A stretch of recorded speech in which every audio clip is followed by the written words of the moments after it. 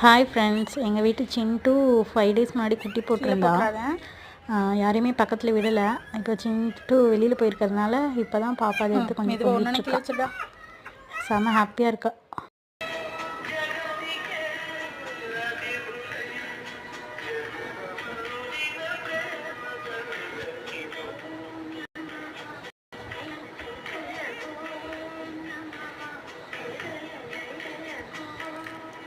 என்ன பேர் வைக்கலாம்? இதுக்கு மூணுக்கு வைக்கலாமா?